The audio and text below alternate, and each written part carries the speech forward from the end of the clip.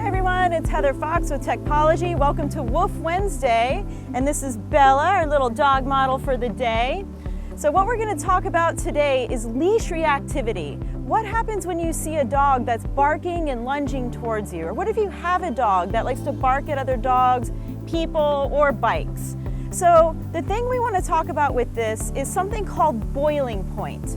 When you are boiling a pot of water and it gets too hot, how do we cool it off?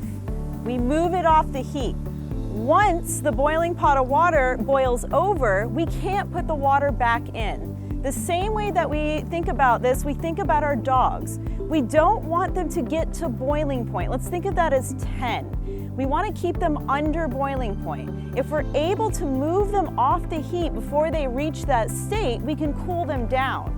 Once they reach that really highly excited, upset, fearful state, then it's damage control. So number one, just like last week, we work on check-in. Bella, come. Good girl. Also, you want to work on knowing your sit.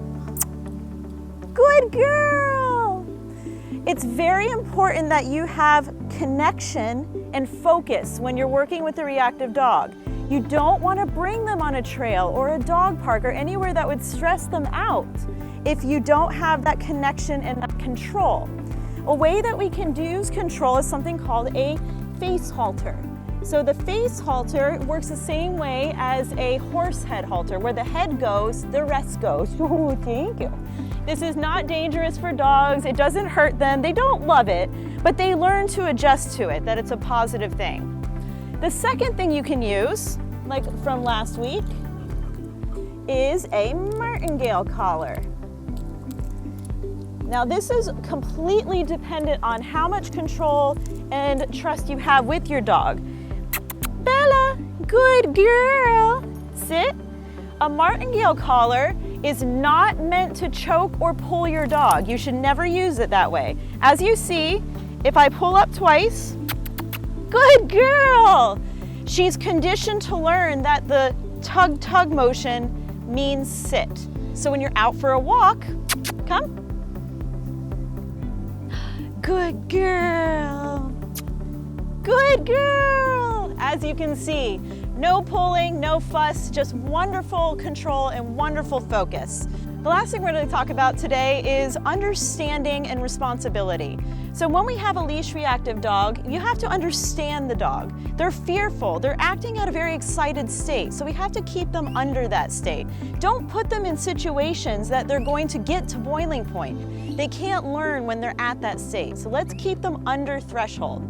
The second thing we want to think about is these dogs aren't bad dogs, so we don't want to get overly interactive with them when they are fearful. So what we can do to protect them from that is when a very scary stimulus comes up, such as this giant golf cart over here, you bring them away from the threat. Good girl. Sit. Good girl. Very good. You did so well. So if you have an aggressive dog or you have a leash reactive dog, be responsible, work hard with them, and if you see them, give them a little leeway and maybe a little space on the sidewalk. Thanks for tuning in, everybody. Our winner from last week is Helen Gossett. We will tag you below. Congratulations, you've won a complimentary virtual or in-person session with your pupper. So tune in next week for our next winner and more tips with a special guest of Winston Fluffybutt as we take an inside look of his day-to-day in Winter Garden. Thanks everybody. Heather Fox with Techpology. Please go on to techpology.com and subscribe to the Positive Pet community.